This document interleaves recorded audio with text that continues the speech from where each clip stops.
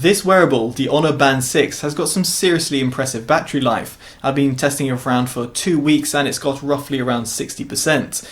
Now, the Honor Band 6 can be found for around £50, €50 or $50, obviously depending on where you live. And if you're interested in purchasing, links in the description below will take you to your relevant stores. Now, also down there, you'll find links to my social media platforms. So if you're on Instagram or Twitter, I'd very much appreciate a follow. And furthermore, if you're interested in keeping up with the latest news or reviews on all electric or hybrid vehicles, do check out Totally EV. I'm effectively doing a new car review every single week. So to kick things off, let's talk about the actual build quality and design. And here I really like what Honor have done.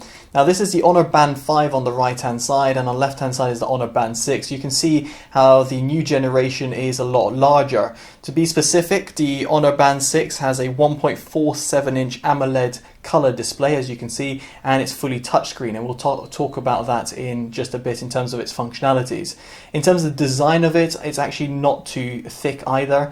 It's very much similar to the Honor Band 5. And in terms of style, it comes in 3 different colors over here. You can see it's a fully black one. You can see the heart rate one constantly flashing because I've got the heart rate monitor as enabled. And again, we'll touch upon in terms of features a bit later.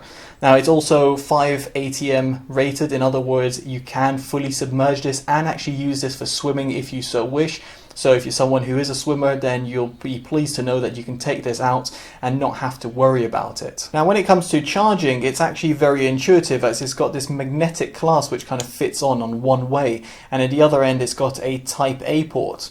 Whilst the Honor Band 5 has this kind of plastic mechanism which fits on, and personally I wasn't a fan of it initially because it's a little bit faffy to kind of plug in, and furthermore it's something that can be a little bit annoying each time you're trying to figure out which way you have to plug it in. That is no longer the case with the Honor Band 6, and I must say I'm very impressed with Honor's progression over here.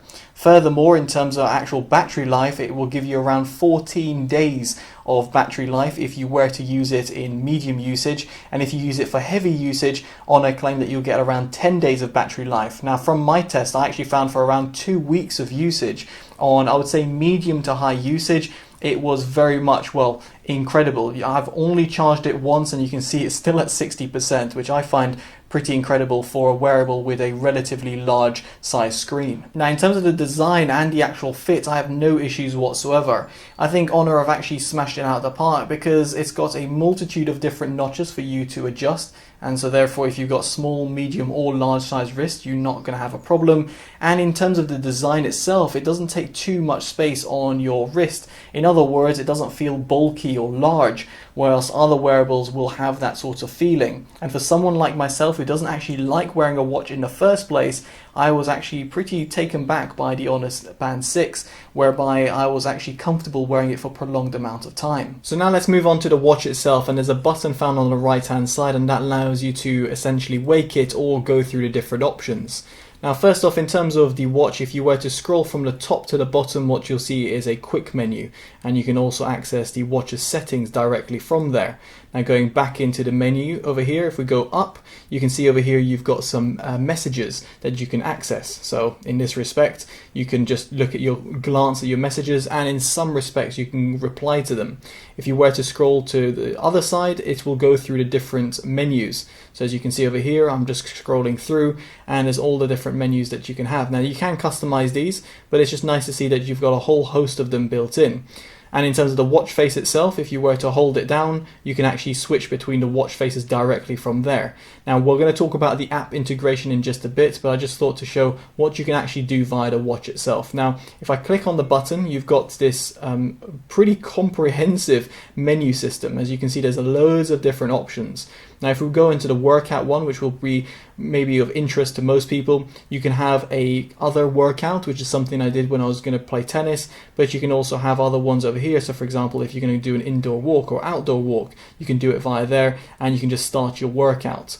Going back, you've got your heart rate and your SpO2. Now, the heart rate, you can have it enabled continuously as it is right now, or you can have it as a heart rate monitor when and if you want it. So if you were to press on it, it will give you a heart rate reading. So you can see right now it's constantly measuring it. You've got your SpO2, which again works in the same sort of way. You just have to be still and it's going to record your SpO2 and it gives you a rating upon that. Now, what I will say in terms of SpO2 and even in terms of their heart rate, if you're someone who has health conditions or you're someone who's a fitness fanatic, I wouldn't rely on a wearable that is on your wrist, namely one that's at a budget.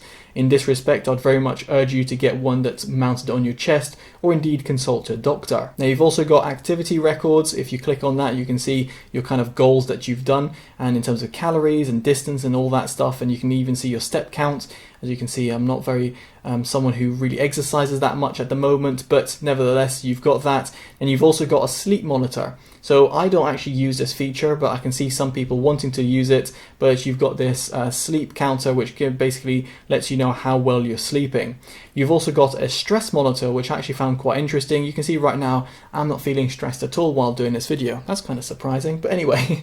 But yeah, this is, it tests the heart rate variability, and it's quite interesting in terms of how it does this and in terms of how it measures it. So it, again, is a little bit of an indicator as how you're doing. You've also got some breathing exercises which you can initiate, and you can also go through it in terms of what you want to do. In terms of music wise, this is in terms of controlling your music on your phone, and in my respect I use the Power Amp application, and I had no issues actually controlling music on this. Play and pause, previous, next, and the volume slider is a little bit fiddly as it was on the Band 5, but given the fact that you've got extra real estate with the screen, it makes it slightly easier to interact with.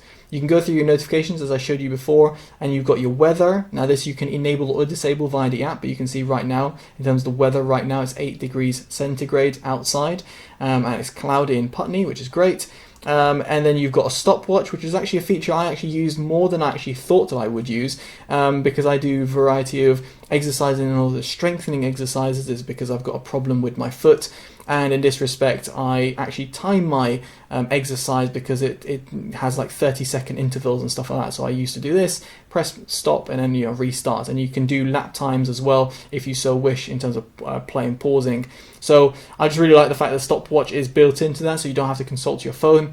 You've got a timer, alarm, a torch, a find a phone feature, so it'll find your phone. Of course, you'd have to have the app for that in order to make that work. And then you've got the general settings where you can adjust in terms of display. So you go through the watch faces over here as well. You can adjust what favorites you've got. So in other words, if you want to adjust which are the favorites when you're scrolling left and right, and you can completely delete them. As you remember, I was just flicking through them, so it's nice to see that you can customize that as well. You've got the brightness, and in terms of advanced mode, it's just in terms of how long the screen remains on. In my case, I actually use it at the auto mode, but just for the purpose of this video and for me testing, I use it at 20 seconds. It comes with a little warning to say, obviously, the longer that you have it, the lower battery life that you'll have, which is pretty much obvious with any sort of device, let alone a wearable. The vibration intensity, you can enable or disable that. In my case, I have it on soft because I like to have a slight little vibration, but not to be overly distracting. You can enable or disable a do not disturb mode. Workout settings as well. You can have this set to automatically detect when you're doing a workout, so it'll detect when you're doing some movement and therefore initiate your workout, which can be useful, but again is going to consume battery, so it's up to you in terms of how active you are and if it's something that you might actually use. And if you go into the system, you can of course power it off, reset it altogether if you're, for example, giving it to a friend or family, and give a little bit of information about the actual device itself. What I want you to take away from this is the fact that it's absolutely really comprehensive of the amount of features and the sort of settings that you can access directly from the watch itself without having to resort to the app, which isn't the same that could be said about all wearables out there on the market. But it's lovely to see that Honor have integrated this at a budget price. So the amount of customization and what you can actually do doesn't actually stop there, because then it extends on to the Huawei Health app. So for those who might not be aware, Honor and Huawei are, not say part of the same company, but effectively pretty much stem out the same place. Now, what you'll be able to see over here on the Health app is that you've got even more data that you can access, which is obviously taken from your wearable, and in this respect also accounts for, let's say, steps you've done on your phone. So if you go over here, you can see on the information tab, it will give you the fact that it's picking up your phone and a wearable at the same time. Now you can get some detailed reports in terms of what you've done. So for example, over here when I was playing some tennis, you can see over here the average BPM was 115 BPM, 40 minutes, and then you've even got a really nice chart which gives you an indication as to what the exercise was looking like. It did quite not pick up the fact that I was doing some extreme or anything like that. I mean, I'm not exactly an extreme type of player. When it comes to tennis, I'm quite casual, but it's just nice to see that there's a breakdown. I think it's maybe a little bit off in terms of what it actually thought I was doing, but I was using the custom workout mode, so I'm not sure if that would really apply if you went on a run, for example. Then in terms of heart rate, you can see in terms of measuring, I mostly don't have the heart rate as constantly enabled, but you can see today it's been measuring it consistently, and you can see the different fluctuations and when there is different spikes as well.